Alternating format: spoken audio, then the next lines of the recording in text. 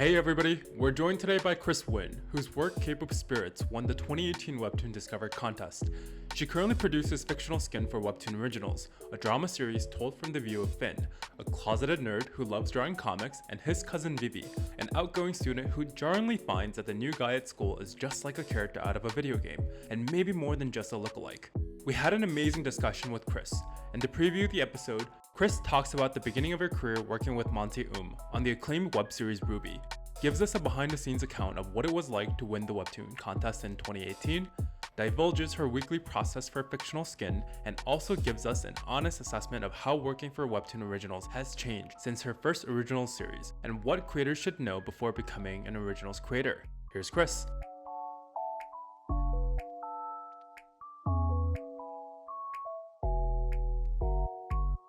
Hey, Kris, welcome to the show. Hi, thanks for having me on here.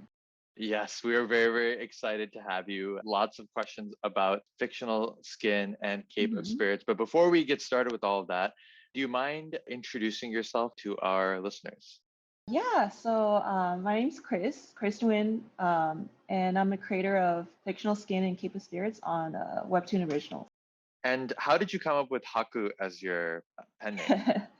So I've had this pen name since the olden days of the internet, because let's see, I've had this nickname since I believe 2004, DeviantArt days.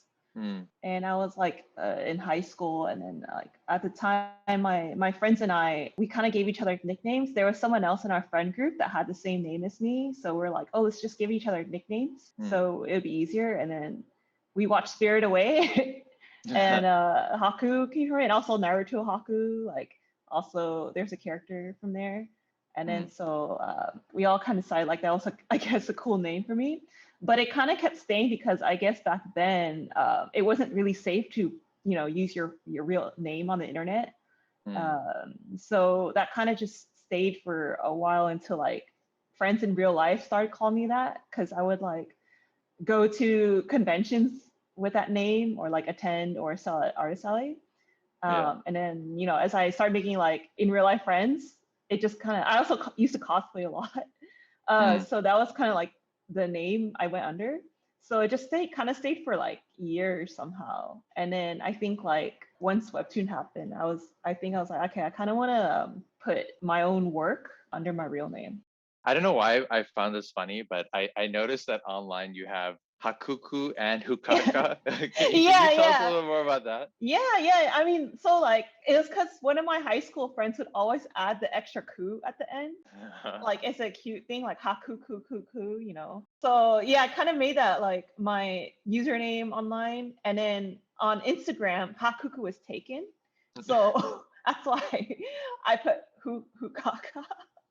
I don't know why I saw that. Like that's what I figured. But I'm like, I thought it was funny. Yeah, and I made on Twitter in LiveJournal. I'm like I guess this kind of exposed my age, but I was like I first got Twitter like 2009, and I was like in LiveJournal and everything.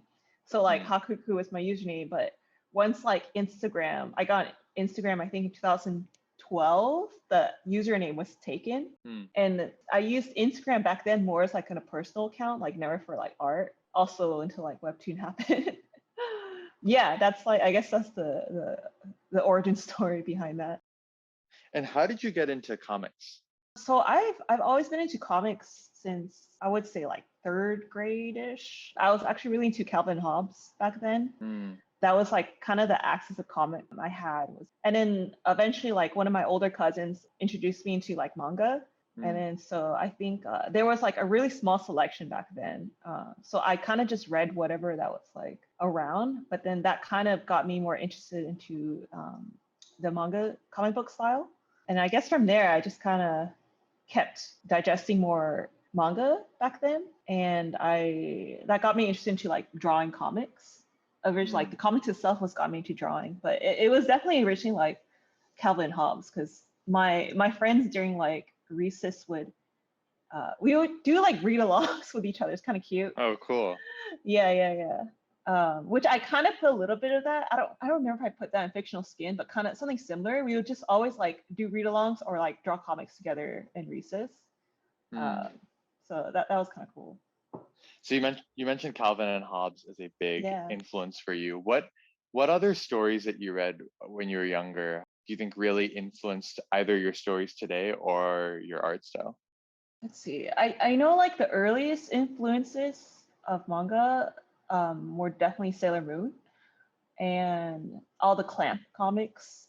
Hmm. And then eventually, like when I got like in my high school years, it was definitely like that golden era of Shonen Jump comics. Hmm.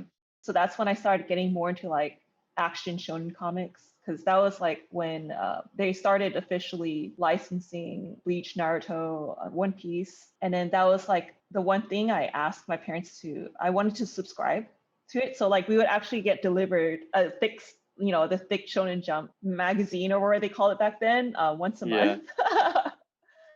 And then it wasn't until like a couple years later, then there like scanlation groups were forming online.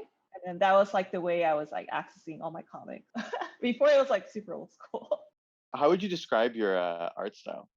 I would say my art style kind of changed a lot throughout the years, but I think currently it's very simple Hmm. and like I hope would easy to read. So I try not to focus on one little detail too much, like hair or face. I try to distribute the focus of details because I like to Hmm. emphasize the acting of the character, especially in comics. But when I used to do more like illustration work, that it would be a little different for sure.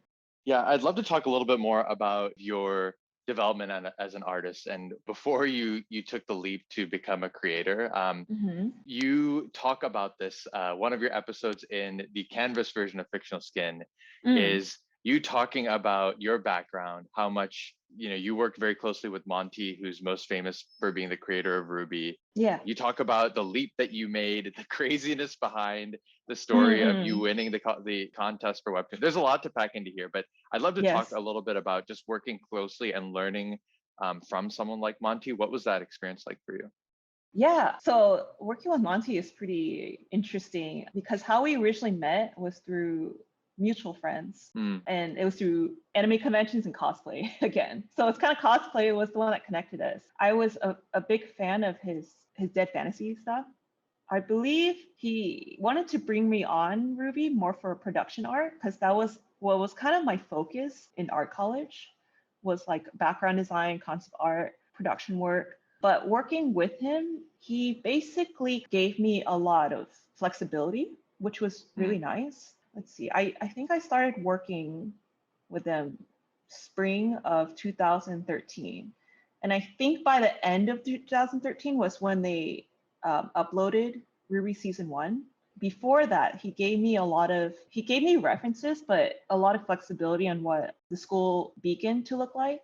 Because he looked at my portfolio that I did for school, and he's like, I like that style. Can you make something like that, but for my style, for my Yeah. series? I'm like, yeah, sure. And it was sort of I was doing a little freelance before that, but I was still kind of not that experienced back then because I only graduated not so long before he got me into RWBY. And originally I wanted to put together a portfolio for like storyboarding Yeah. for animation, and I'm used to working for clients that's a lot more specific in what they want. But I think for him, because he saw the specific style he wanted. I think he was the same thing with the character designer, I'm Lee. He was like, I really like your style, and here's like kind of like this vague. He'll be vague in some areas and very precise on like other types of designs. Mm. Uh, and I know further along in RWBY, like season 2, he wanted me to design like another 4-person group, and he told me like he wanted them based off this K-pop group Big Bang, Mm. because he was huge into Big Bang. So he's like, I want this to look like Top. I want this person to look like D-Dragon, blah blah blah. I was like, okay. That's how it's like working with him. And I know other projects too. I think I did like one promotional poster for season 2, and I had to do it like in a day and a half. And he was just like, just do what you think looks good. I'm like, oh, okay, I'll try. But yeah, I think in that sense, it's really fun working with him. I know like he's a little different when it comes to his animation team because that was like his forte. That was what he was super Mm. experienced at, and like he was the lead of that group, and he was very, very, very specific about how he wanted his animators to animate certain scenes, especially the action shots. So I know like that field he's different in terms of working with, but I think in terms of like the production art and illustration, he likes to leave it up to the artist a bit more. Mm. So yeah, that was pretty cool. What do you think you learned most from that experience? I guess I learned more how to communicate Mm. with them, because I know in school it's, you know, you're given like an assignment, and you're supposed to just do it the best you can. But like I guess in some places like a studio or even with Rooster Teeth or Monty, it's best to just keep asking questions until you can figure out what they want. I think before I was probably kind of shy about it. And then eventually it definitely helps around season 2 when they actually, I had to work in-house in Texas, that I got a lot better. And it was a lot easier for me to just like kind of get up and ask questions to whoever I was working with, because by season 2, I had to work with the 3D modelers a lot more closely. So that was actually a cool experience, like working a lot more close to, because I had to work with the modelers to design like whatever I was designing for them in terms of like either backgrounds or props. So I guess in that sense, that's what I got the most out of. I want to start to talk about, you know, your original work, and in your background story comic that you make, you mentioned how Monty says, "I don't expect you to work for me forever. You should think about doing your own thing." Yeah. And you talk about, you know, you entering this contest. I mean, just emotionally as an artist, what was it like for you to go through that and to actually, you know, submit your work to that contest? Oh, it was kind of insane. It was kind of insane because I believe I was going to an anime convention, which was Anime NYC, and I had to finish my last episode for the contest right before my plane takes off for the convention. So yeah, in that sense, I actually finished a couple days earlier than the other contestants because I had no choice. And I stayed up. I think I almost did an all-nighter trying to finish my episode for that. I didn't expect results so quick in the middle of New York. So I think that's why that build up was kind of like a lot for me. I was expecting to like know like way later, you know, and it was kind of overwhelming because they did that whole like phone call thing. They try to catch me on camera. And it was cool because like after that announcement happened, I got like when I was tabling at Anime NYC, I had people come up to me in person, like, you know, congratulating me, which was kind of cool because you don't get that like in person at least. Yeah. So yeah, like, and then like going back to Monty is just, I mean, even without the contest, I started Fictional Skin regardless if I thought it was going to be like a published thing or not, like a contracted published thing. I just kind of, I did it because I wanted to. It was just kind of one of those moments where it's like, okay, like it's kind of now or never. I'm just going to give it a shot. If it works out, it works out. If it doesn't, then I'll just go back to trying storyboarding, you know, and putting that portfolio together.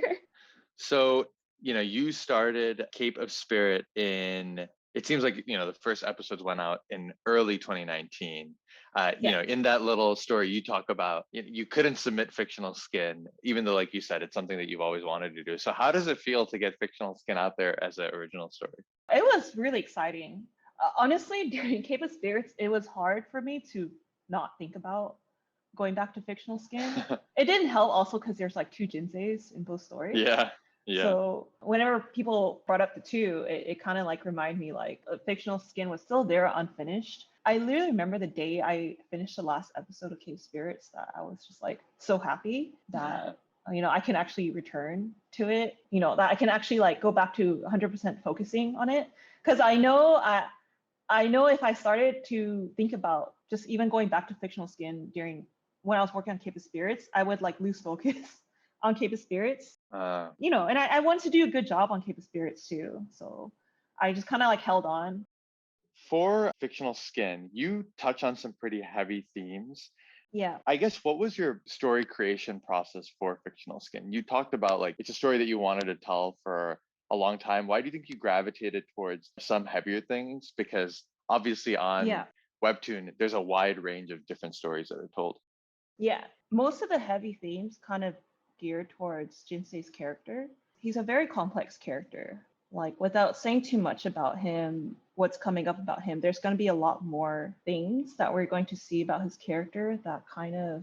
It's also like really hard to describe his character because I'm very strict on whose narrative voice I want in Fictional Skin. So what that means is that if you can tell it, I want the reader to feel like they're in Vivi's or Finn's shoes only, just strictly them, which means we will actually never see what happened literally on Jinsei's side in his point of view, if that makes sense. Because for instance, you see other comics, like sometimes point of views will jump between this character and then that character.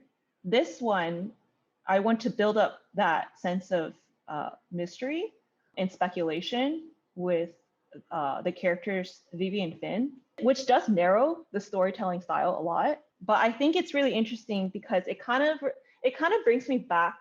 So I relay a lot of things to my childhood, my own childhood in Fictional Skin, right? In terms of like what games were popular back then, or like the days of instant messaging. And so I want to portray how different communication was back then, because the communication now is very convenient for many people, right? Like every single person has a smartphone. So it's very easy to just take a picture or upload whatever you want on social media. But back then in the early 2000s, it was solely just, I think at least in this point of story in Fictional Skin, there was no such thing as like like a social media type of thing. There might have been like forums.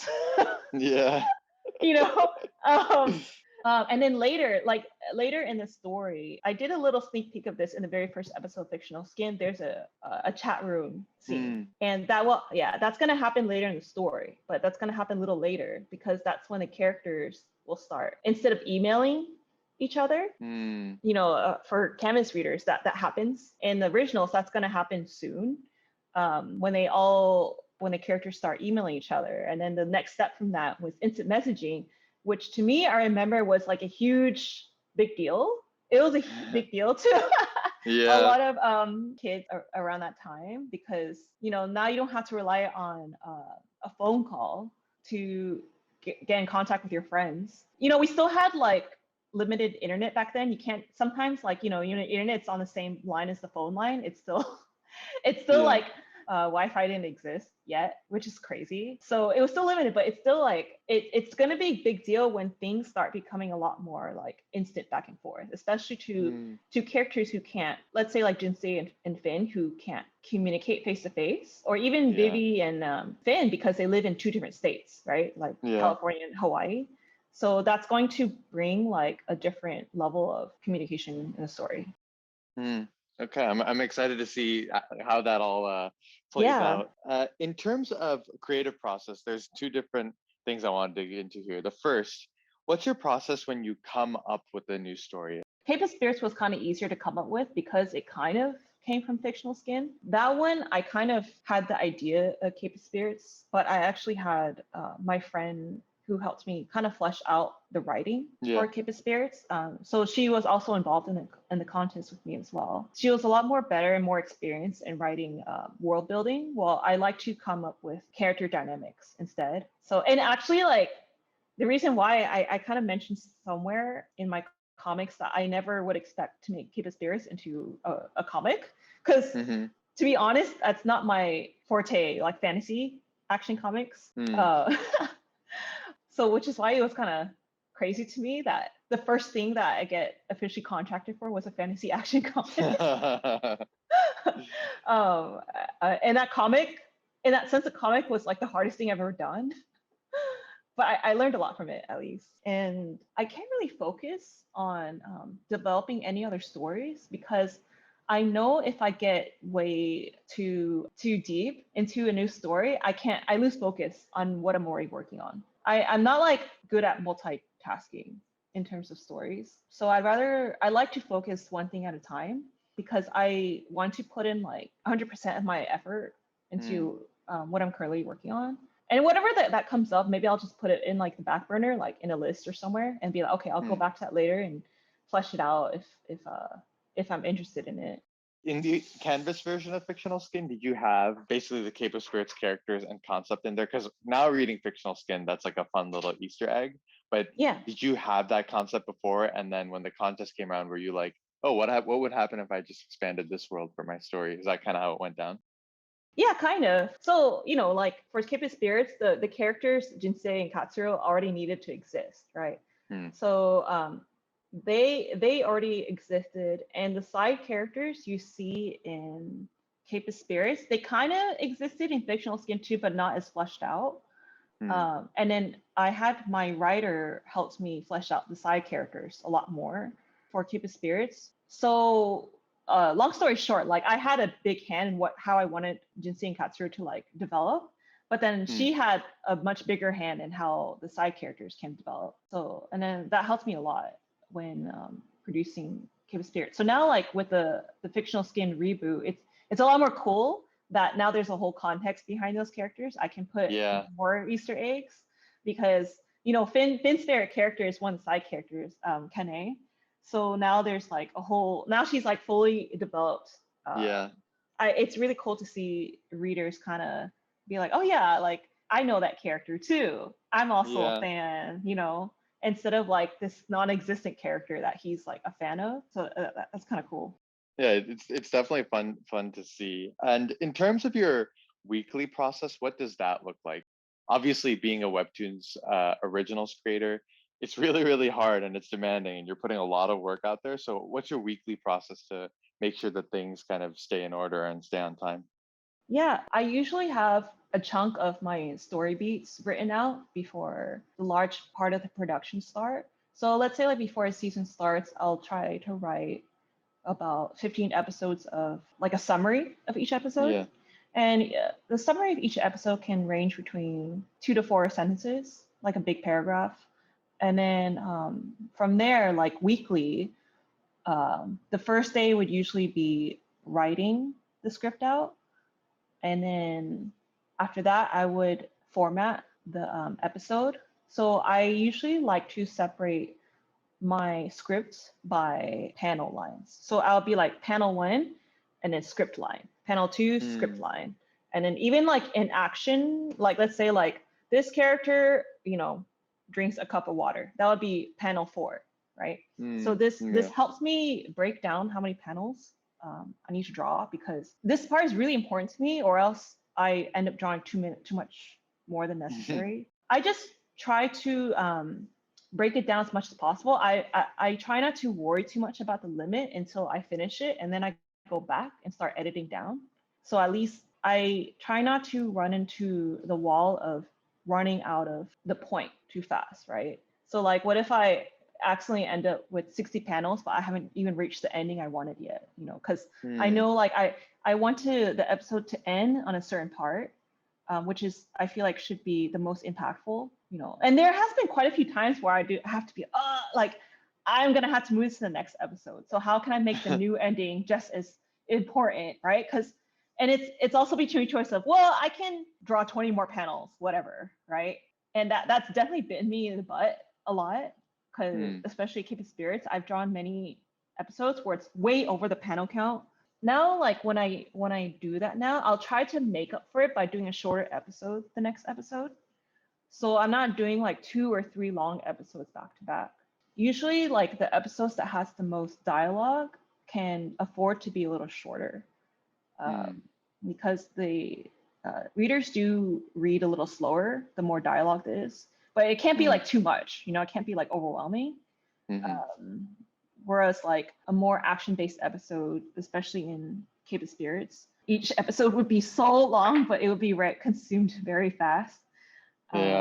So after I lay out my episode, which is laying down each script line and then laying down all the panel boxes, so that would take between a day and a half, and then I start storyboarding, which takes another day, and then I clean up the boards and send half of it to my inking assistant, and I reuse a lot of head assets. I think you'll see a lot of creators do this to save time. but we definitely reuse a lot of like line art assets that we've drawn in the past, and basically they're just heads. And for me, I remove the face and just like paste down like the angle of the head I want and draw like the expression I want.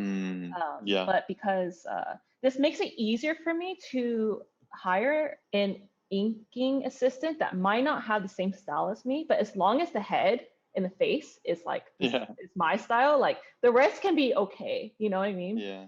Like people, because people will focus on the face a lot more. When did you start like kind of with that technique? That seems like a very clever way to help you produce panels more quickly. Yeah, I think I started at the end of Cape of Spirit season 1. So I think that was like sometime in 2019, like the end of 2019. And then like from there, I just started saving all the like, okay, this head looks good, I'm gonna save that. And then eventually I started saving entire poses. It's a lot easier to do that like if a character pose is just, they're just standing or they're doing a very typical like action pose.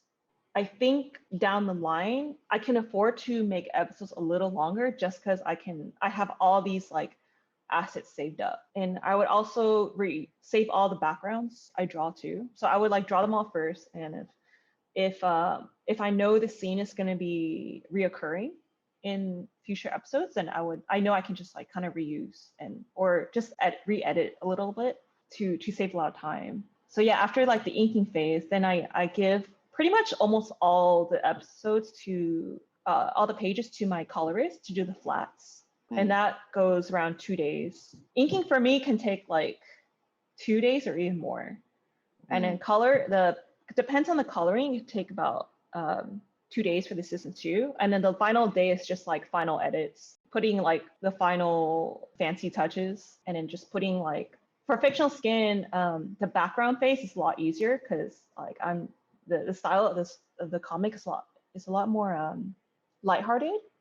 Yeah. So you could see a lot of panels are just like one color backgrounds or just gradients or even no background. So that's a lot easier to me to do. While in like Keep It Spirits, it like the final phase actually took me really long because I had to do so much like action special effects in it.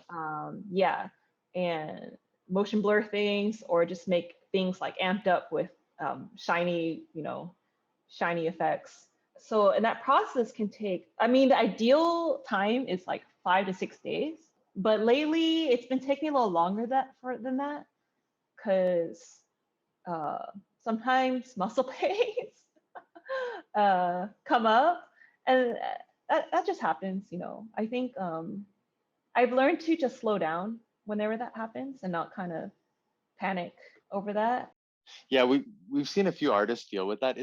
Are there any other tips or things that you've found? Because obviously, writers getting hurt or injured is definitely something we've seen. Do you have any tips for them? Oh man, because I feel like I've tried kind of almost everything, like changing my work setup, changing like the way I even draw or the setup of my desk. I went to see a physical therapist for a year, but honestly, the thing that helped me the most was taking breaks, which I know not many people can afford to do. So it's a little hard for me to just say take more breaks. And the only thing that allowed me to take more breaks is because I made like the chonkiest buffer ever before I launched Fictional Skin. During Cape of Spirits, my buffer would be like maybe 4 episodes, maybe 6 per season. But before I launched Fictional Skin, I believe I finished about 18 episodes first before we launched, and 6 of those episodes went up. So I believe that's 12 episodes. I had about 11 to 12 episodes of buffer, which is about 3 to 4 months of work, which is a lot, Yeah. So in that way, like I can take my time in that sense. I don't need to worry about finishing 4 episodes a month. I can maybe do like 3 or 3.5 episodes a month. And like even now, like the last episode that I just finished took me almost 2 weeks because like I was like kind of like in pain. But I was like, okay, I'm just gonna stop and actually like take a break. And then because of that, it got a lot better. And I think also my age, I just don't recover as fast anymore.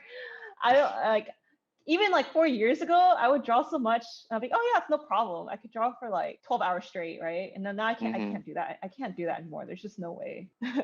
Well, I'm glad you're able to take steps you need because, Yeah. as I said, it does suck when we hear that artists are getting hurt in the process of doing what they love, and we know it's really really hard Yeah. to put out things that we like. You said it takes you a week, 2 weeks, and I fly through it very happily, but I read the episode very quickly. Yeah. You are now a two-time originals creator, which is it's a big deal. It's a huge accomplishment. What do you think has changed as you now start your second time as an originals creator? What do you think have been the biggest changes since 2019, 2018? I think in terms of myself, it's taking more breaks, having like a gigantic buffer to kind of cushion those breaks, and also because Fictional Skin is a reboot, it's a lot easier for me this time because I'm just basically kind of Hmm. redrawing everything. I don't have to Mm-hmm. worry as much making things totally from scratch, even though I do want to introduce like some new elements to the reboot. Yeah, those are like the main changes. From a personal level. Yeah, on a personal level. I think on in terms of the platform, there's definitely I know like you guys brought this up on your Instagram about like the influx of Mm-hmm. like saturation of comics. Yeah. That definitely is the biggest difference from when I launched in 2019 between now. And I know like Webtoon has started to license and publish a lot more comics starting from last year, I believe, Mm-hmm. at like a big rate. So I think in that sense, for me, I feel kind of lucky because I already have pre-existing readers, Mm-hmm. whether from Escape of Spirits or from old fans of Fictional Skin. But I do know like if I launched a completely new series now, it would have been a lot harder to gain new readers or visibility compared to 2019. Even 2018, 17 Canvas days was a lot easier to gain visibility. Mm. I think it's just kind of a natural progression in terms of more people joining the platform, but Mm-hmm. that's on the Canvas side, right?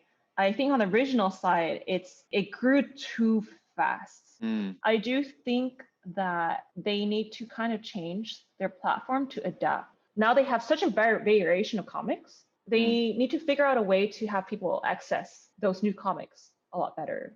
Change the UI, change the website. Like sometimes I look at what other webcomic sites are doing, or even pirated Mm-hmm. sites. I try not to read pirate comics at all, but like I just kind of I Yeah. like to kind of observe how they can have a bigger reach to like the comics they have, and they're actually pretty good at it. What do you think they do well? Because obviously, it's not good for creators, but a lot of people still use pirate sites. Yeah, well, they have a tagging system. Uh, So the tagging system helps a lot especially if you have a lot of comics, right? So like if you tag, and Webtoon, we don't have a tagging system. We have one comic under at most two genres. That's it. But there's a lot more about these comics than just those two genres it's under, right? Especially like let's mm-hmm. say because their romance and fantasy section is probably the biggest, but they have different Mm-hmm. types of fantasy comics on there. They have different types of romance comics. Yeah. Yeah. I think they're trying to do an algorithm based thing where it's like if you read this one comic, this comic might show up in your notifications. But the problem is, I think a lot of people turn off their notifications. They need a way, like an in-app redirection, like while the person's already there in app. Be like, so for instance, I go to like when I go on Manta Comics, I open this one comic, and in the summary, right under the summary, it says if you like this comic, you'll like these, and they'll list Mm. like 3 or 4 comics pretty similar to the summary of the comic I just read, which is an in-app redirection. That alone made me want to read like or just explore all these other comics I would have not found on the front page of the app. So I think I don't know why Webtoon has not like their app. I feel like this is more a personal opinion of mine, but I feel like Mm-hmm. their current way the UI only worked like years ago, 2017, 18, but it's barely been, Mm-hmm. it's just kind of been updated since then. Like their mobile app has been updated a bit, their webpage barely, But I think if they want to keep releasing so many new titles every month, they need to accommodate that in a way that makes it easier to discover these new comics, because I see kind of like these other sites kind of in a way like, they still won't have the reach as Webtoon, but they'll still like in a way outperform in terms of like trying to redirect the traffic of their readers. That's my personal opinion though. You do talk about the importance of discovery, and in 4 years, it can be a very, very different world in terms of an artist building their own audience. Yeah. Are there other changes or things that you want to see different from the Webtoon industry at large? It's kind of hard. I can kind of understand the changes they're making in a business point of view, but I think they are kind of realizing some of these changes might be shooting themselves in the foot because like I think I already kind of said it already about the serialization of so many or the launches of so many comics a month. I would like to see them kind of organize their launches in a way that appeals more to the readers they're trying to reach. And that has a lot to do with marketing, for example. I know like they hype up their launch weeks to kind of garner attention into this solely focused week, right? But the problem is it's so much, they've done so much in one day that it gives reader fatigue, right? Which I think at this point, a lot of people are familiar with, like how Webtoon's doing. A lot of people just can't keep up with comics anymore. So I would love if they kind of lessen that. I think they did lessen the launch week amount of series this month. And my theory is because they made a couple of big collaborative launches this month and probably want to give room to that. I think like DC collab went up. Some other collab big projects was launched this month. But I don't know. I feel like and I could be wrong in this, but instead of like launching 20 series in 1 week, how about like a little bit more spread out? So they're a lot more focused and there's more breathing room, right? Because I feel like as a reader, like let's say if I was just merely a reader, I would kind of get the comics kind of confused. And I feel like a lot of people would be really interested in all the series coming out. They would probably bookmark it, but they will probably not go back into it, go back and like check their list because they're trying to catch up to like the previous launch week, right? So they just have a huge queue of comics, maybe half people will read. And Webtoon tries to make up for it by doing like these coin events to remind people, hey, these comics exist. But yeah, I think it contributes to a false statistics because some people will just read some of these comics for the sake of getting coins to read the actual comic they want. Yeah.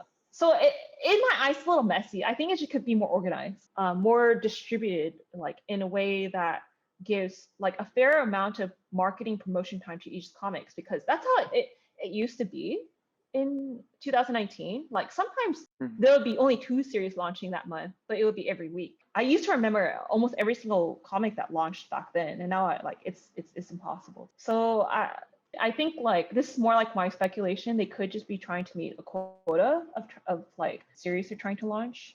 But I think, in my opinion, it's just kind of giving more like reader fatigue, and then the engagement of the statistics won't be as like impactful as it was, just even like 2 years ago.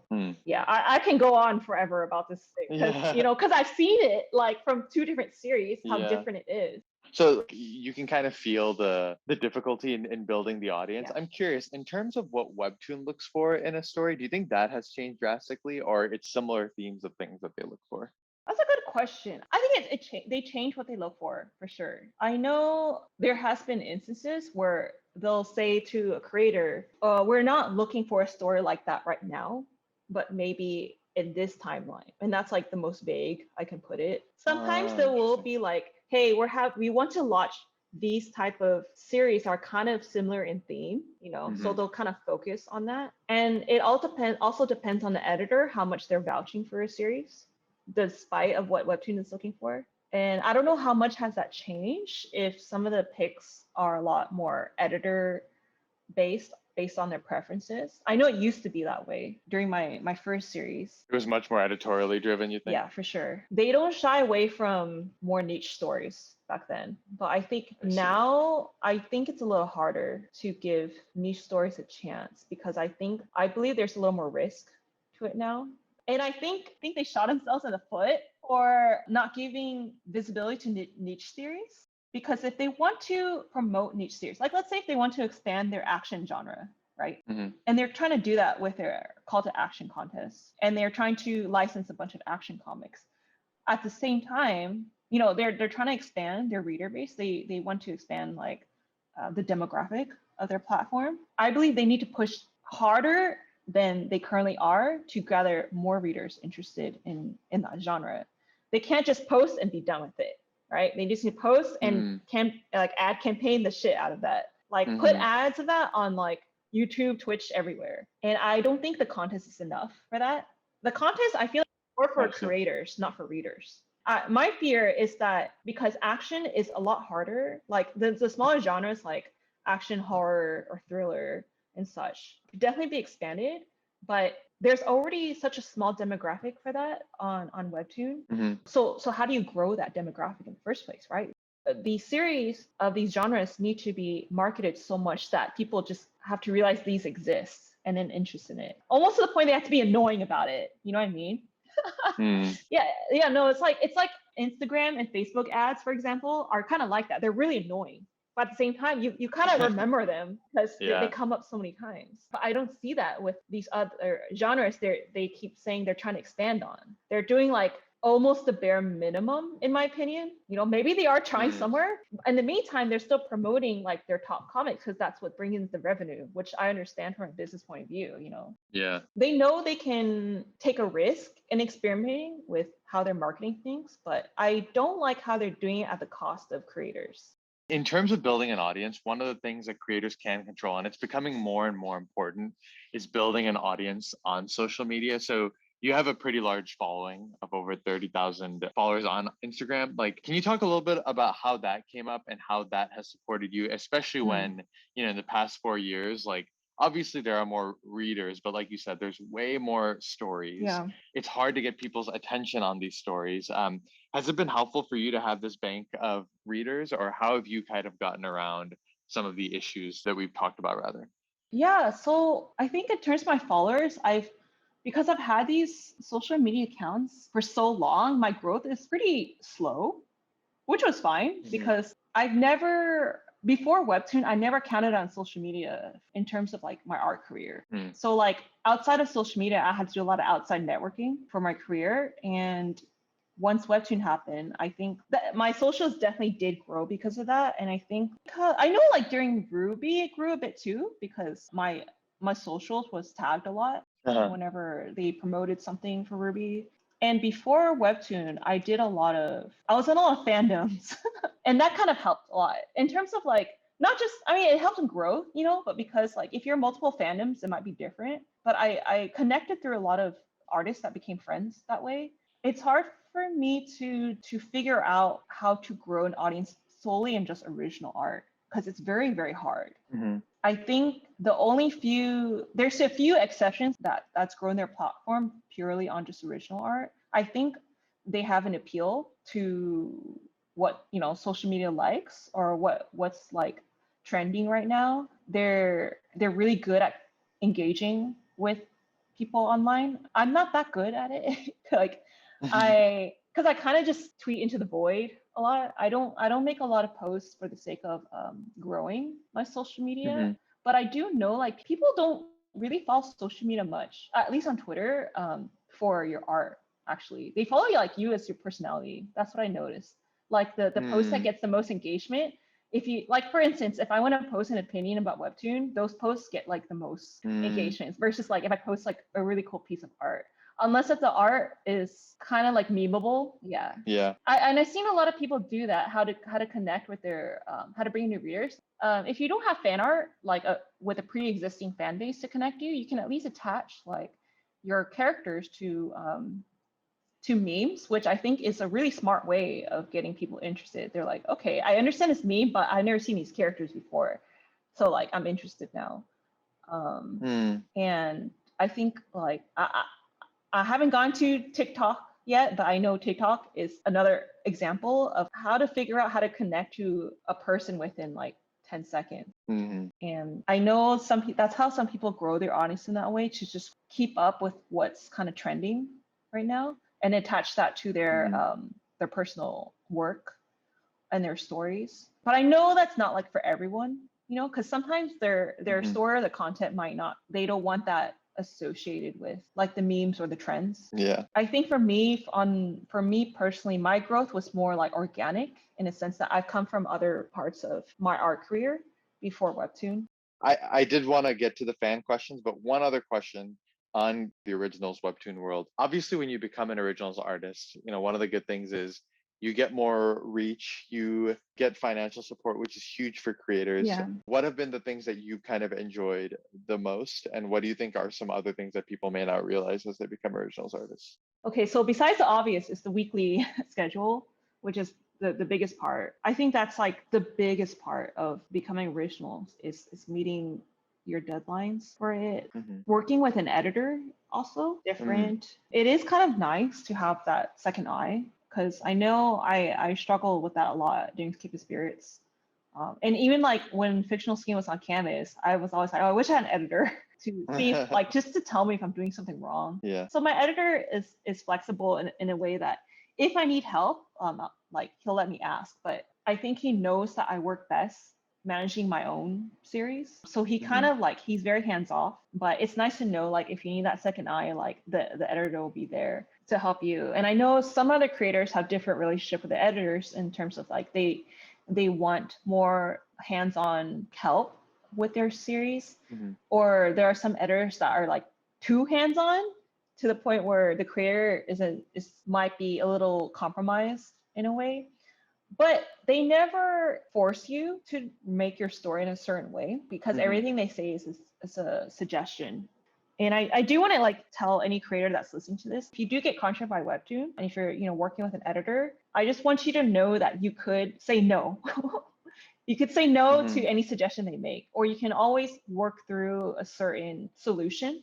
Nothing they say is like the word of God, because I've seen some creators, especially newer artists, come into the field and kind of do whatever the editor says, and the editor might think that this is what the creator wants, which might not be the case. They just don't know, like the creator just might not know, like they're actually able to say something that otherwise, right? Because your editor is actually, you're not your boss. They're just there to help you, right? They liked your story for a reason. Your story shouldn't be compromised in a way that hurts the way you make your story. So I think that's very important for a creator going in Webtoon, or any creator that gets even contracted or published. I do think artists should realize they have more of a say than they realize, or that they can advocate for themselves a lot more than they realize. Artists are kind of known for being walked on a lot, kind of taken advantage, or even like to the extreme exploited. I wouldn't say like, in my case, but I think because I've been always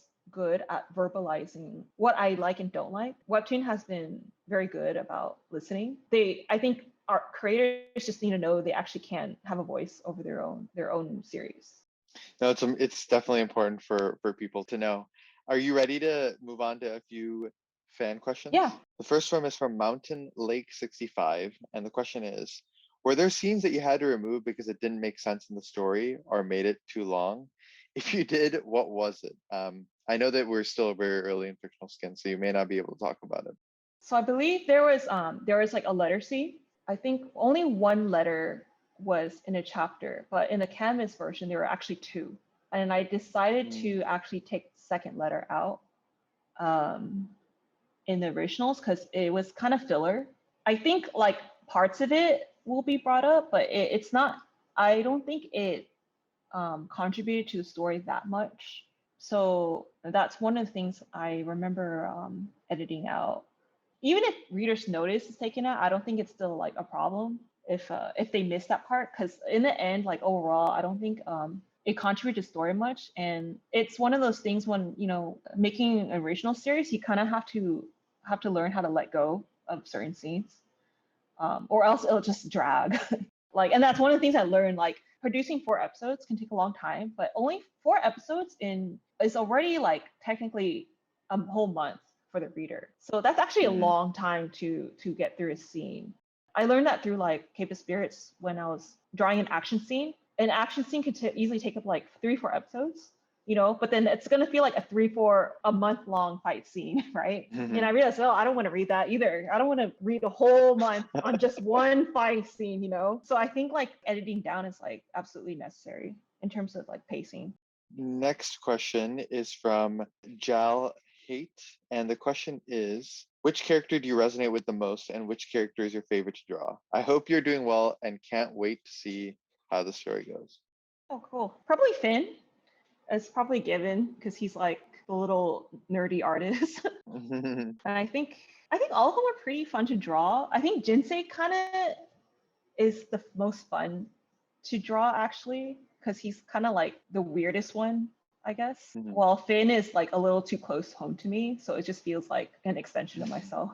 Are you ready to close it out then with our rapid fire questions? Yeah, sure. Which fictional character best describes your personality outside of Finn? Outside you of could Finn? still say Finn if you wanted, but I mean, it's Finn. You could still say Finn if you wanted. Yeah, I'd say Finn and probably Alex. They're like kind of, maybe if I would split myself into 2 characters, it would be them. What are the 3 webtoons that you would take with you onto a desert island? I guess one of my favorite webtoons is Cheese in the Trap. It's a very long series, so I guess I would be very occupied.